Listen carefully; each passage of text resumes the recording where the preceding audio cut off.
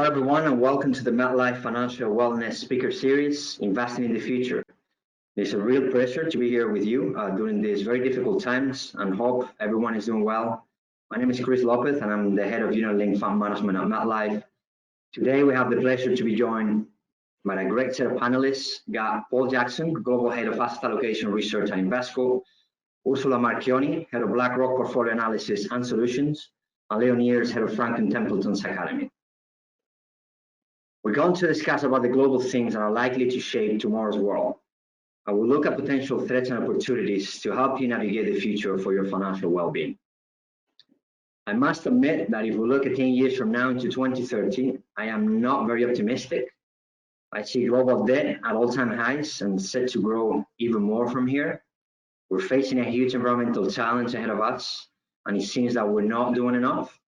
And we have increased levels of inequality, geopolitical tensions. I'm actually counting on our panelists to put a bright light to this webinar. So Ursula, we'll start with you. One of the key characteristics of the last 10 years has been a very low interest rate environment, which has encouraged investment spending and has boosted economic growth.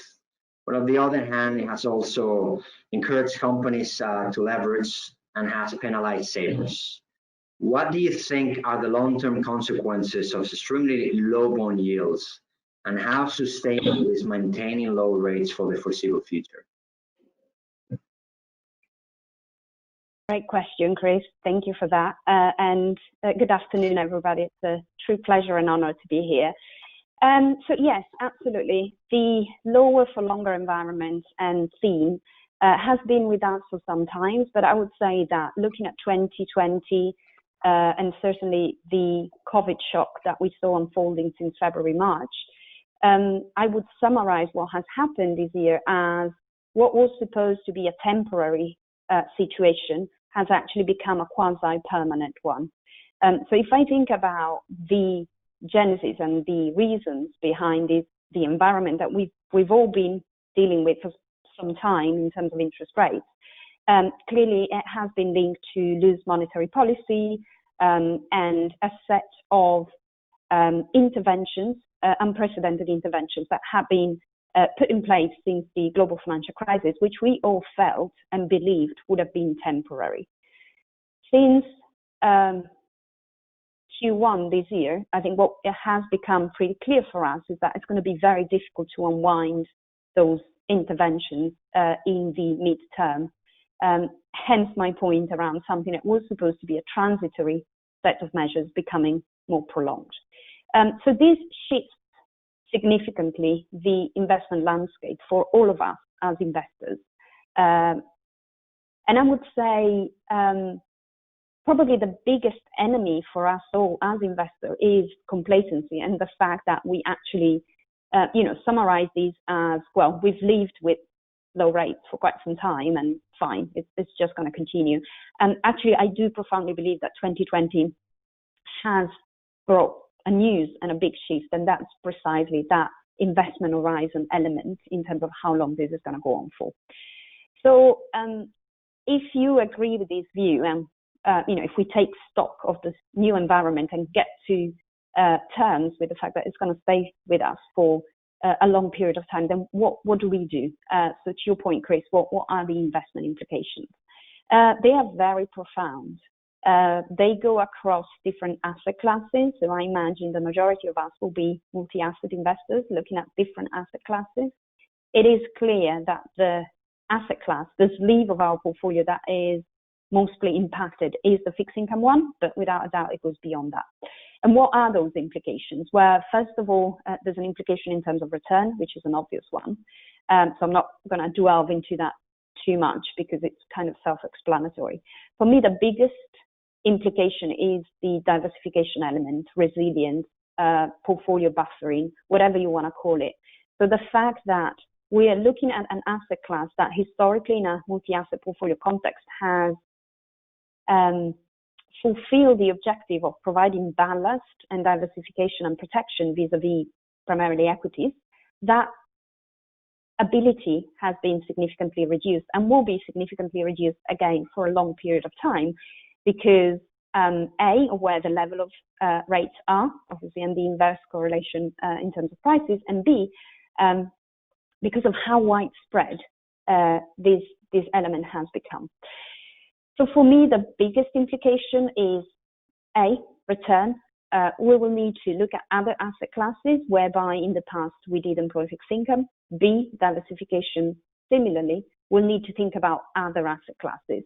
Fixed income will continue to provide opportunities for return, investment grade, high yields, obviously in specific market context or phases of the cycle will continue to be great providers of that.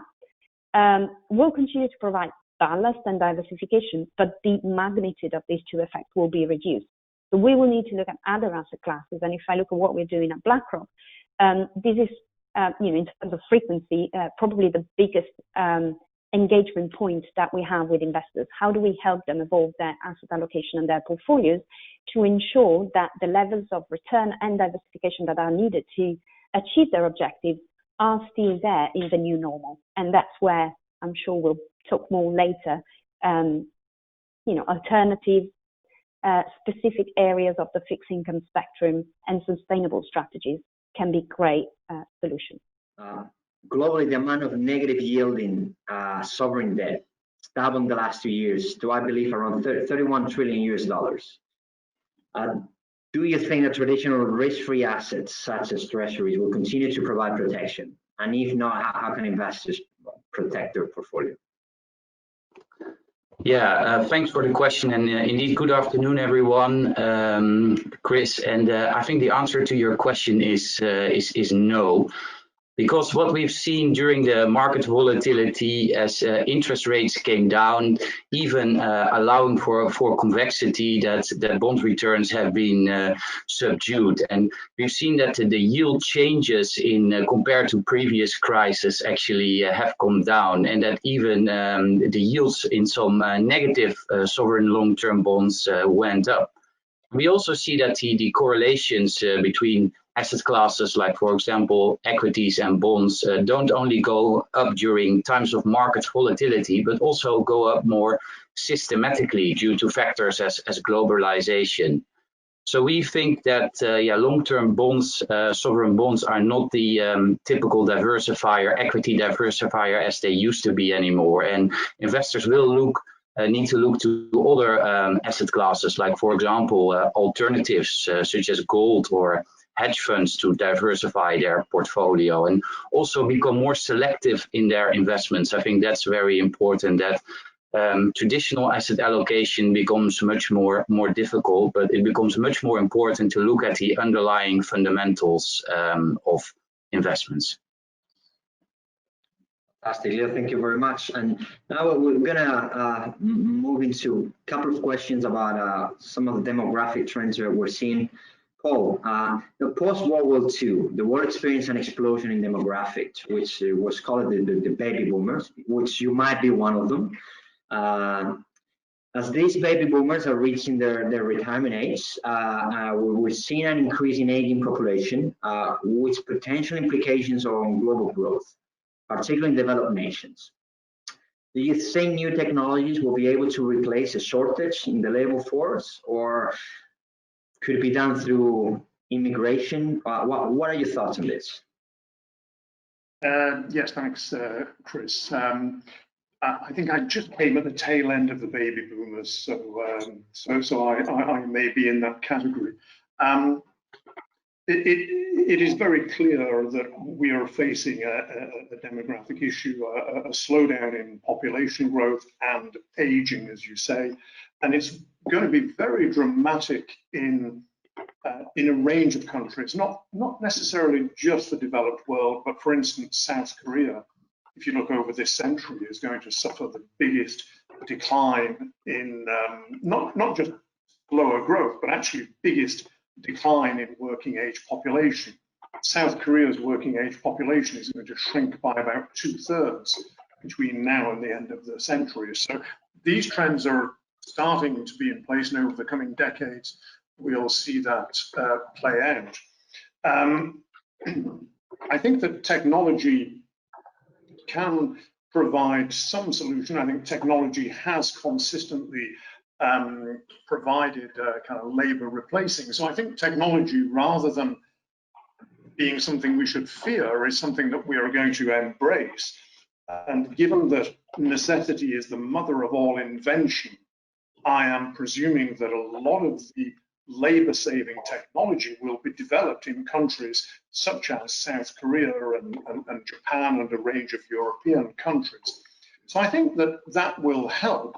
But yes, I think immigration also, and quite luckily there is going to be a coincidence of circumstances where there are going to be some parts or one part of the world where there is going to be a still reasonable population growth, which is Africa. And either you move the world's capital to where the labor is, or you move the labor to where the capital is. And I suspect we'll see a bit of those things happening. So, and again, because of climate change, which I think we may touch on later, I think there will be increased migration flows because of that phenomenon as well. So I think that we will see migration flows from some parts of the world, for example, parts of Asia in the next couple of decades will still see reasonable population growth. And it would be reasonable to assume that some of that population growth finds its way into a country such as Japan, if they would only relax about immigration. And those sorts of transfers of labor supply, I think, provide some of the solution. Let's bear in mind that the world's population is still going to increase quite substantially in absolute terms. So that transfer of labor is part of the solution, but I think also labor-saving technology is going to be a big thematic. It already is. We're in this fourth industrial revolution. For the moment, it is capital that is getting the benefit, I think, of that revolution. The inventors of the technology are getting the benefit. But eventually, maybe over the coming decades, we will see that the labor force will also get some benefits from that. I was reading the other day that by 2030, it's estimated that more than 60% of the world's middle class will be living in Asia. However, when we look at our investors' portfolio, it seems that Asia is underrepresented. Ursula, do you think investors should start looking at Asia as a core part of their portfolios? And do you believe, even when we look at the global indices, that the weight in Asia is too low? Absolutely, Chris. I think you are hitting on a very, very important point. There is a clear dichotomy or a clear inconsistency at the moment if you look at many of the dimensions that we've quickly touched upon, demographic, GDP as of today, or in terms of forward-looking growth, and I'm thinking about China in particular here within the Asian spectrum, and the representation of these regions in investors' portfolios. Every year in our team, we interact with approximately 800 large investors, very much such as the audience, sovereign wealth funds in your region, and so on. And if I looked, we did this analysis approximately 9 months ago, looking at all the portfolios that we had received from all the investors we'd interacted with in the previous 12 months. And the penetration of something like China, I'm going to zoom in into the elephant in the room, both directly and in terms of indirect exposure. So, for example, through emerging market Asia products, was at about 3.5%, so extremely low. So again, I'm bringing up this number, which again depends on the sample, depends on the time, but just to give a flag and an order of magnitude of the delta that we're talking about here. Again, if within Asia you think about China and the US, it is clear that an MSCI World where the US is above 50% in terms of representation vis-a-vis the situation that I just mentioned about China as an example of a broader topic that applies to Asia, to your point, is clearly totally inconsistent. And it will hurt investors going forward.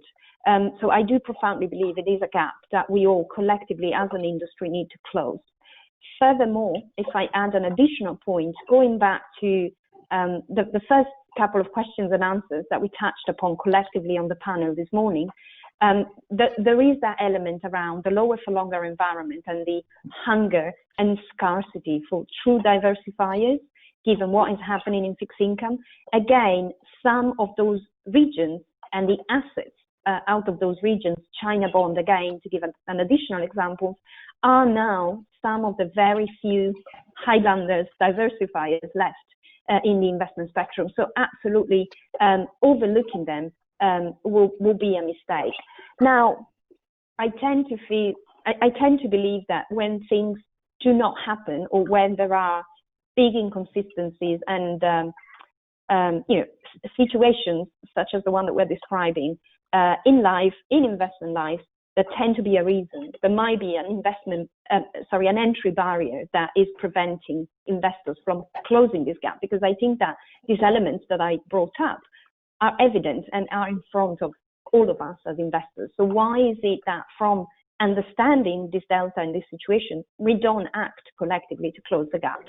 And I think there's a lot to be said there in terms of, certainly some geopolitical elements that some investors will have in their minds. I won't delve into those. I would be more keen to bring up to this audience the element around product availability. It is very clear that some of that underrepresentation in investors' portfolio has been linked, Chris, to your point, to the fact that maybe products, liquid, easy to access products to gain exposure to those regions were maybe less available 10 years ago than what they are today. They were less liquid, they were less transparent. So that provided some form of additional layer of worry to investors and represented an entry barrier. And here again, if I look at the last 12 months, I think as an industry collectively, immense steps forward have been made. We are watching in Europe the outstanding success of China bond ETFs, to name one example. So again, things that were totally impossible to think about just a few years ago have become possible now. They are easy to access, easy to consider. That gives me hope that, again, all of us as investors are now empowered to not only observe the deltas that you pointed towards in terms of real financial opportunities vis-a-vis representation in portfolios.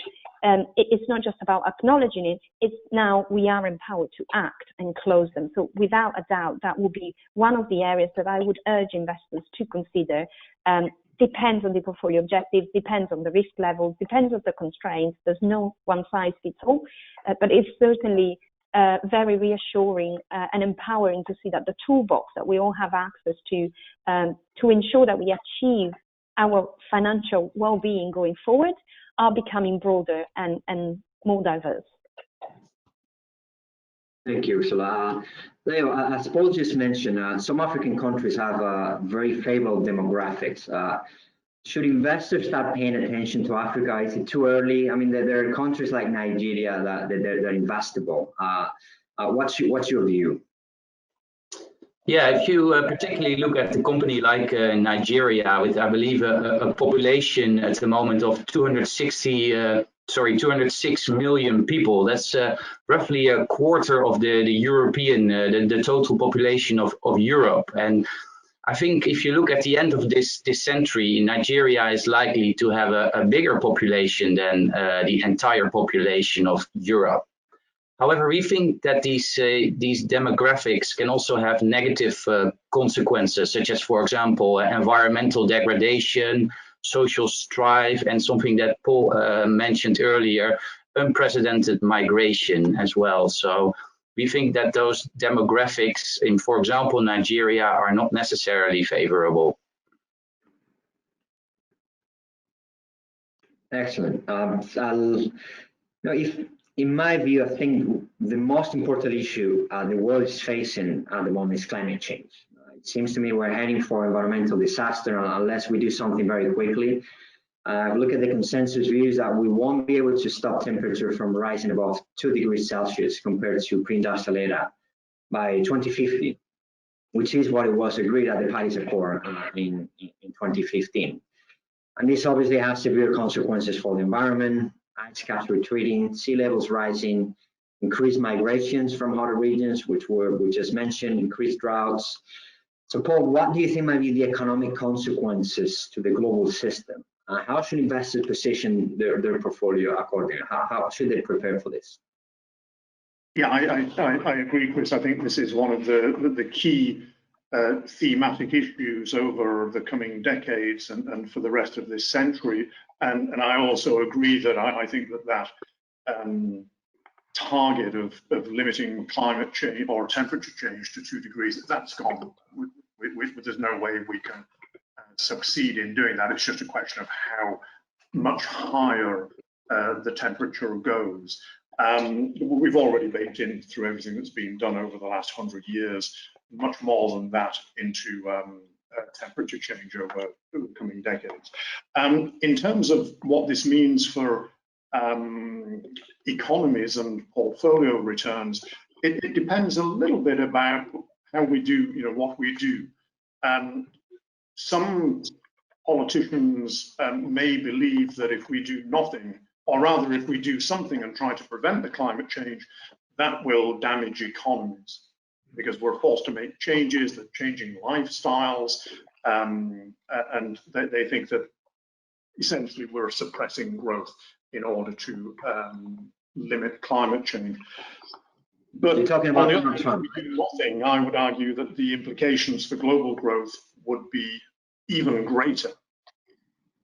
And the sorts of economic damage that would be done would be far greater. And you can run the numbers, but basically on my analysis, if we are to keep climate or temperature change to maybe 2 to 3 degrees by the end of the century, and I think that is the absolute best that we can hope for, and I think that's even a bit of a pipe dream, but let's go along with that idea, that if we want to keep that sort of temperature change as the target, then in order to do that, and if we do it just by changing our behaviors, we would need to suppress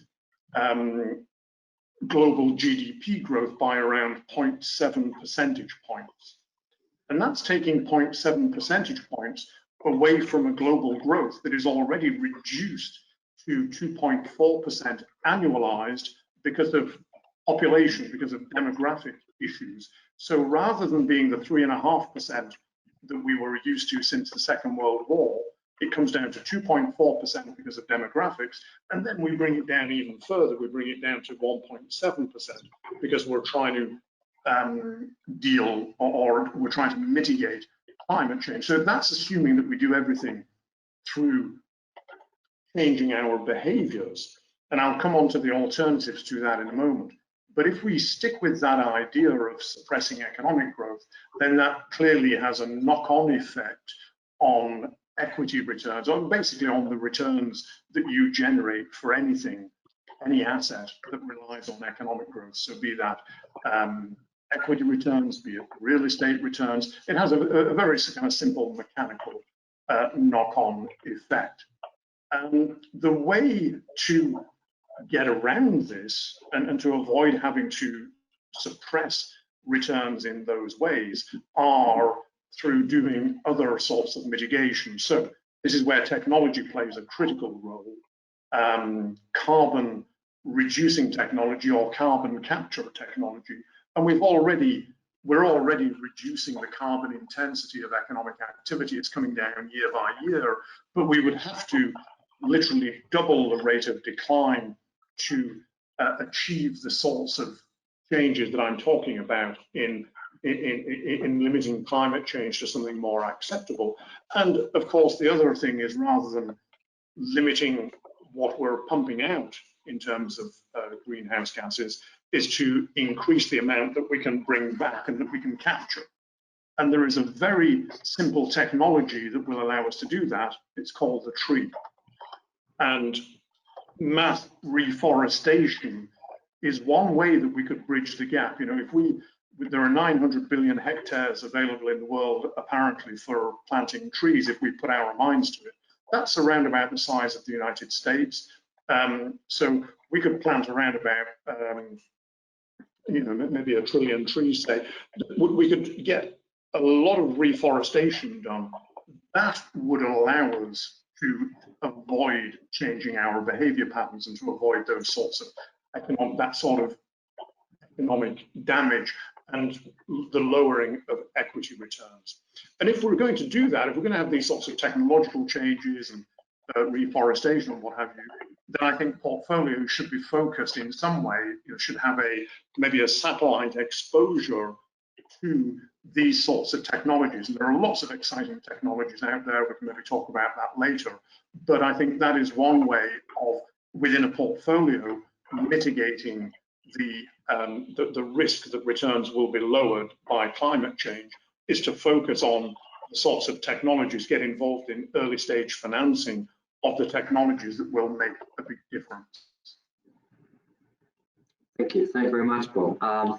That trend, Ursula, I guess one of the positive trends with regards to climate change has been an increased popularity in ESG investing, which means environmental, social, and governance, for those who are not familiar with it. Particularly in Europe, it's been very strong. Do you think this trend is here to stay once and for all? Can this be expanded from Europe to the rest of the world? Absolutely. Wholeheartedly believe that will happen, Chris. So yes, a resounding yes. And I think Paul very eloquently and elegantly described the reasons why. From an investment perspective, and when building portfolios and thinking about the next 5, 10, 15 years, BlackRock, myself, profoundly believe that ESG strategies will have to be and become a core and unmissable component of everything that we do. And we've heard from Paul the economic element of this equation. If we think about the investment, which is clearly very, very strongly connected, I think the last month, so 2020, as a very eventful year, I think for all of us, has validated a few of the assumptions that as investors we've all been thinking about and looking for confirmation. And I would summarize that with the expression value versus values. As in, values is everything that we believe in. I think we all hope that we can, pass on to our children an Earth planet where we can all continue to live happily. There's an element related to ethics and beliefs that is very strong. As we invest, though, those beliefs and those values have to be married somehow with the reality of risk and returns and the fact that we all need to achieve specific objectives. So how do we square this? I've picked up over the last 20 plus years consistently a kind of a anguish from investors in terms of, if we follow the values that we believe in, are we going to leave money on the table? Are we going to be, is that going to happen at the detriment of value in our portfolios? And if I look at 2020 and what has happened to sustainable strategies throughout the COVID shock, I think we have seen in real life a very reassuring evidence of the fact that actually values and value can go hand in hand, and it's not one versus the other. They can go together. And the reasons are linked to many of the points that Paul has brought up, which are the fact that often these strategies have features, factor exposures, if you are interested in that view of the world, that are protective, that can present from a risk-adjusted perspective a superior choice vis-a-vis what we call traditional assets. So again, what we have seen this year has been outperformance of many sustainable strategies. If I think about the beta space, which is probably the easiest one to think about and compare because you remove the alea of alpha generation, that has come across really, really clearly. And that has been married to investors' choices. So if you look at flows that have entered into European domiciled sustainable products, they've been outstanding, and in terms of compounded annual growth rate, in terms of absolute numbers, index, active strategies have all benefited immensely. So yes, I do believe this is here to stay, because 2020 has been for us a way collectively as an industry to reconcile that apparent conflict of value and values, understand that we can actually do what we believe is right, while also preparing for a better financial future for us and for the investors that we represent and we act on behalf of. It will be fascinating to see how this space develops. You asked about Europe. So if I take a mark-to-market of penetration of sustainable strategies in Europe, it is at about 10-15% in portfolios. In the US, in Asia, it's lower than that. So going back to my point, often when we observe these things, it's because they're an indication of an entry barrier that we need to remove. What are the entry barriers there to ensure that Europe moves from 15% to 80 or 100%, what we call a BlackRock whole sustainable portfolio transformation? What is preventing the US or other regions to actually follow and do the same? I would say three main things. The first is product availability. So again, as investors, we might believe in something, but if we don't have products to express those views, it's tough to do it in real life. And that, again, we've seen immense progresses in the industry, more products, larger, more liquid. So again, I would say that is extremely supportive of success going forward. The second one is technology. It is difficult to assess these strategies because from a taxonomy perspective, definitions, approaches, ways to measure how sustainable something is, it is complicated. There are many facets. Even the acronym ESG represents three different prongs. Paul focused on climate, but again, is a multifaceted element. So again, how do we actually put some order in this complex system? Technology, data, I think about Aladdin in our case, are absolutely our light through the dark and will empower us as investors to actually understand what's happening, where we are and where we want to go. And then third, last but not least for me, is from a portfolio construction perspective, the fact that when we design collectively strategic asset allocation, we need to do it from the beginning, thinking about sustainability. Designing an asset allocation, thinking about what will US equities versus European fixed income do in the next 10 years, and then allocating to those. And then only in the product fulfillment space, choosing a few sustainable products here and there for the portfolio is not going to allow us to be successful in the future. So again, the idea of embedding sustainability throughout the entire investment and portfolio construction process is paramount. And if I look at the large asset managers, wealth managers in Europe, over the last 6 to 12 months, there's been an incredible transformation there. I used to talk to CIOs and they were saying, there's no chance we can produce forward-looking estimates of asset classes thinking about sustainability. Now, they all come to us saying, we have this embedded in our investment process. When we make calls in terms of where we want to focus to ensure we achieve our financial well-being for the end client, we do take this into account. So again, across all three dimensions, which historically have been somehow about an entry barrier, I'm seeing big progresses that, again, lead me to believe that absolutely, to your point, these strategies are here to stay and they will become an integral part of our investment toolbox. Right. I think, Ursula, as you just mentioned, for me, I believe one of the main issues of ESG investing is that it's really hard to quantify and it lacks a specific set of rules about what qualifies as ESG. And it is hard for me that I'm a fund analyst. Think about the retail client. How is he going to identify what is a sustainable fund? What isn't? What is ESG and what isn't? And I think that's part of the problem. Leo, how do you think this issue can be solved? Is it regulation or what are the solutions? Because if we don't get this right, for me, I think it's very difficult this will progress going forward.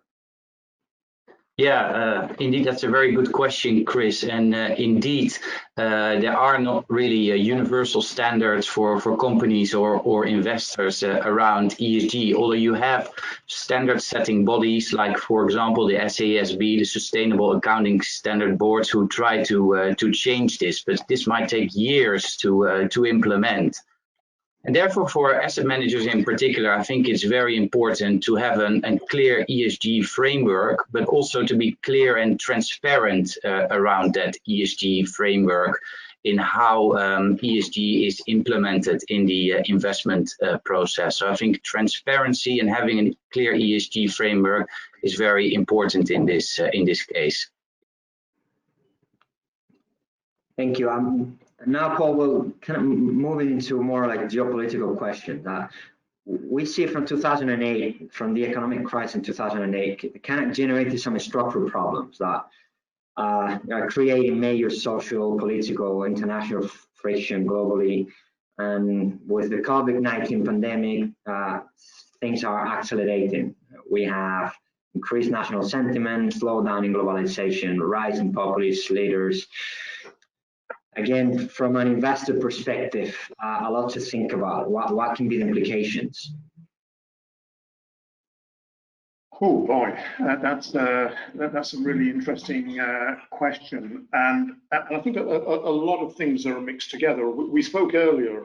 Ursula was speaking earlier about why bond yields remain low, and I think one thing that I would add to that analysis is because in the developed world, there is an excess of savings, and so we're saving more than we're investing, and lowering of interest rates hasn't really solved that issue as yet.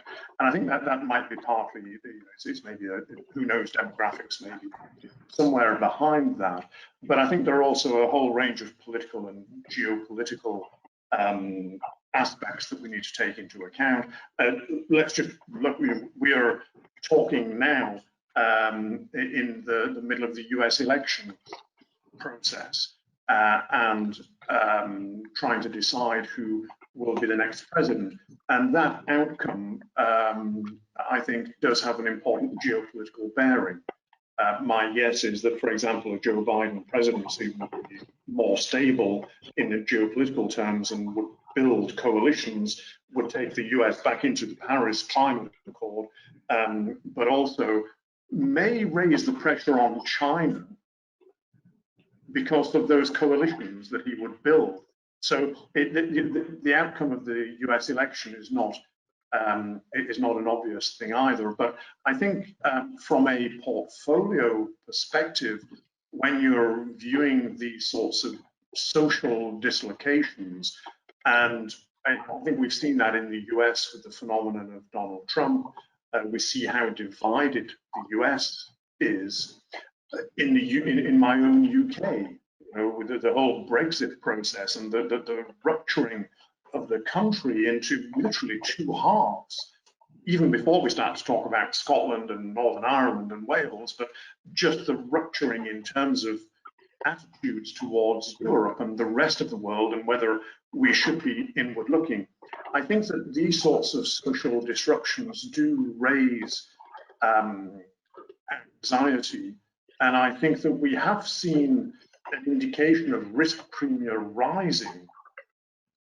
That may sound strange when you look at what's happened to equity markets, but when you look at the price of gold since the election of Donald Trump, for me there is a very clear risk premium that has found its way into an elevated gold price. I have a gold model that is based on bond yields and the dollar. It's real bond yields, inflation expectations, and trade-weighted dollar. And literally the day of the last election in the United States in 2016, gold moved to something like a $200 premium versus where my model was saying it should be. And I think that was a reflection of a kind of geopolitical nervousness around what a Trump presidency may mean. So I think that these sorts of considerations do have an impact on portfolios, and I think that they do change risk premia I've already mentioned gold, but gold is already very high. What are the other things that one can do to protect? I seriously believe that although there's a lot of anti-globalization, I think in a portfolio, globalization is a good thing.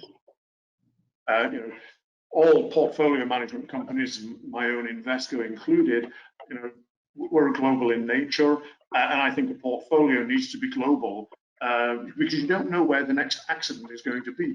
If you put all of your assets in UK assets, if you were a UK investor in 2016 with all of your assets focused in the UK, oh boy, you have really suffered because of Brexit. You don't know where the next accident is going to be. So I think global diversification makes sense, but also diversification across products, because you don't quite know what the next accident is going to be and what the next revolution is going to bring.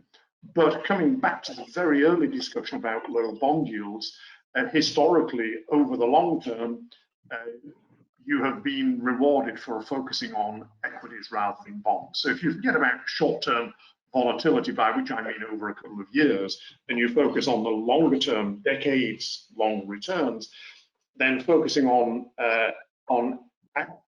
asset classes such as equities and real estate has usually been more rewarding. And the fact that bond yields are so low pushes you in that direction. It makes it easier to make that decision, but it does reduce the diversification possibilities. And I think you do have to be diversifying regionally. You have to be diversifying equities, real estate, and maybe using credit, the higher yielding parts of the fixed income universe to give some resilience against these potential geopolitical accidents. We just don't know where they're going to come from. Ursula, if you have to name 3 trends that you believe will play over the next 10 years, what will you choose?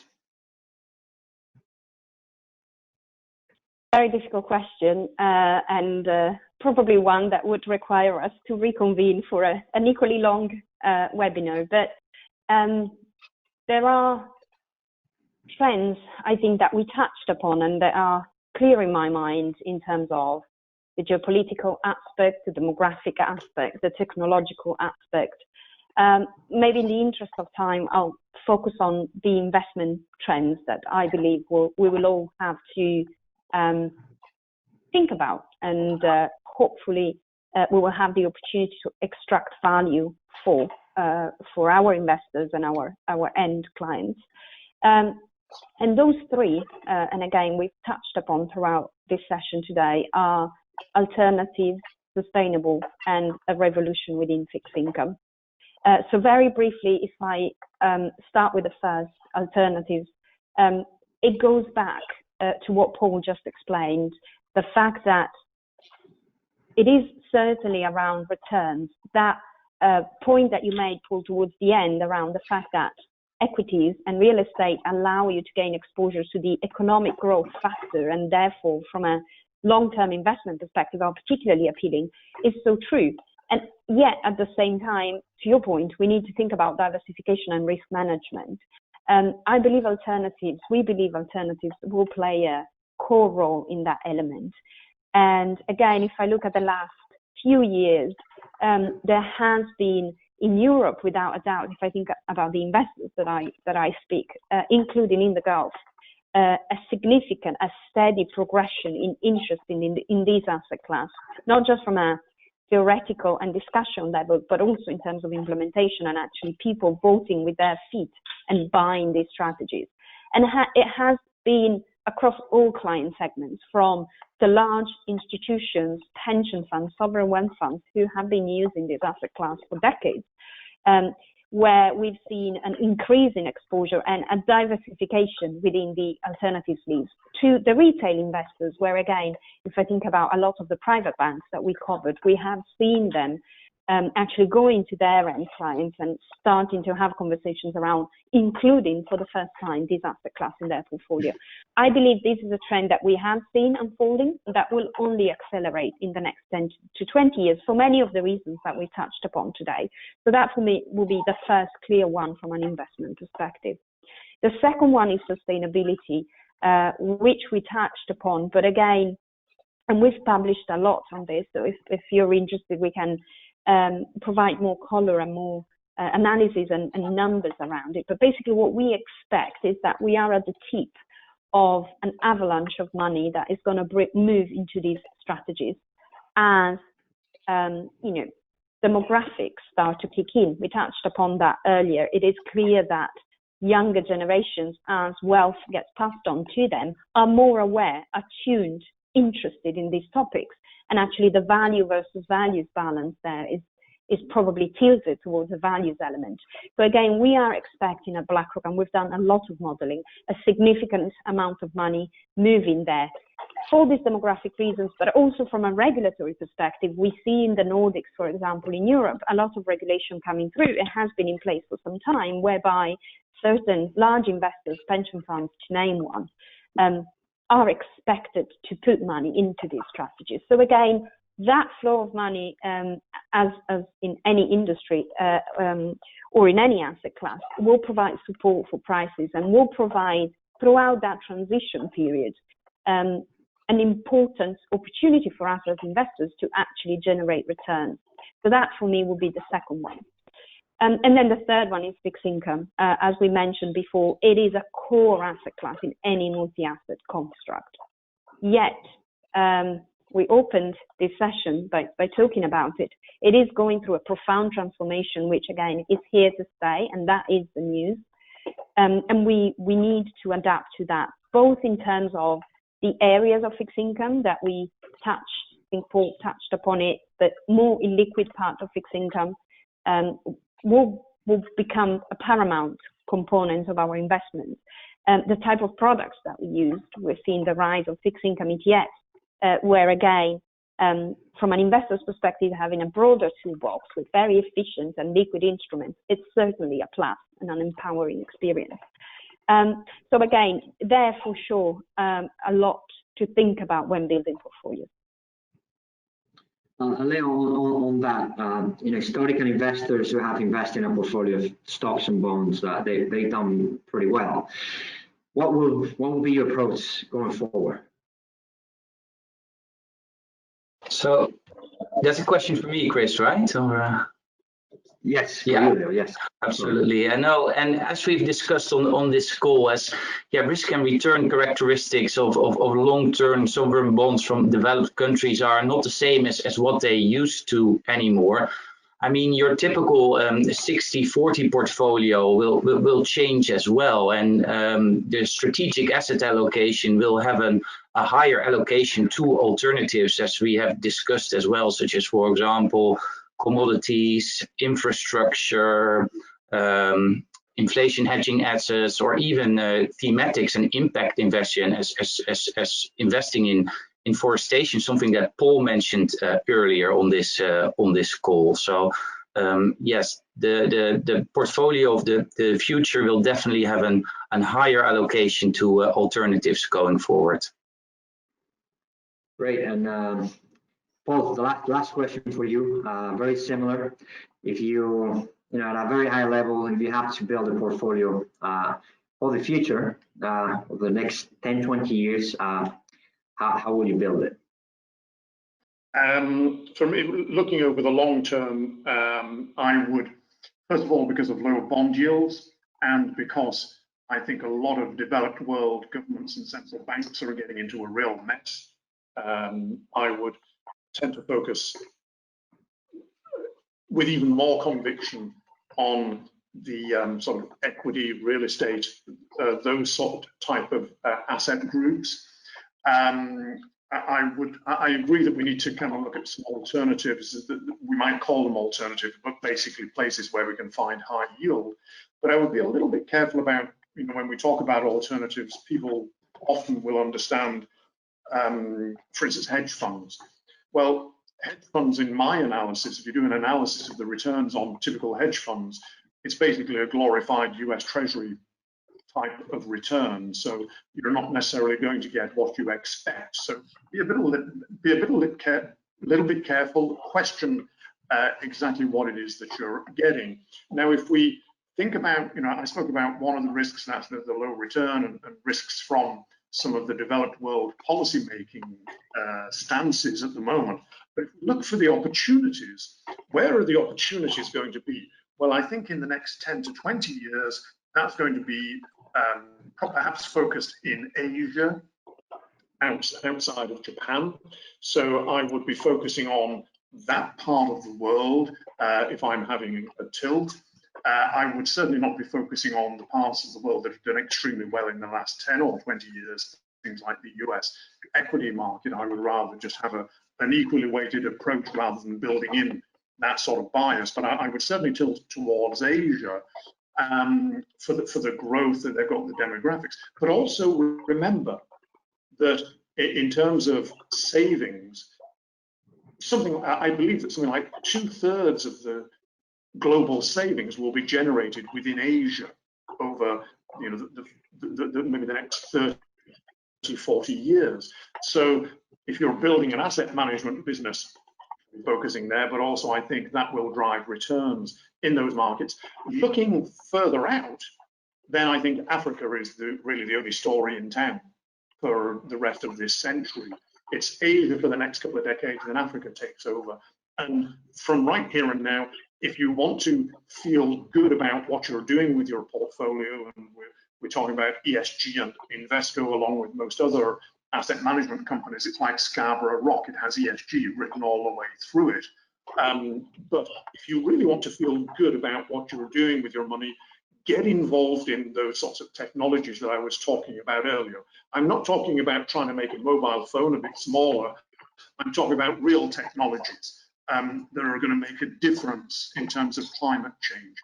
New battery technology, all the solar heating, solar-powered air conditioning, electric plate, all those. So there's lots of really exciting stuff to get involved in, and those companies are spread throughout the world. But a lot of it requires early-stage financing, so it's not something that the average man on the street might be able to do. They will need to get their investment experts to help them do that. So that's kind of my thing. I would have a core, maybe equity real estate portfolio, at the very least, equally weighted across countries, but preferably with a bias towards Asia, and then some satellites around that, focusing particularly on climate change related technology and perhaps also labor saving technology. Great. So with that, we have now come to an end to the Wellness Speaker Series, Investing in the Future. And I really hope you all find this useful and you have a better understanding on the trends that will shape tomorrow's world. And I would like to thank our three speakers, Ursula, Leon, Paul. Thank you for your time and for your very thoughtful comments, and hope to see you again very soon. Thank you very much.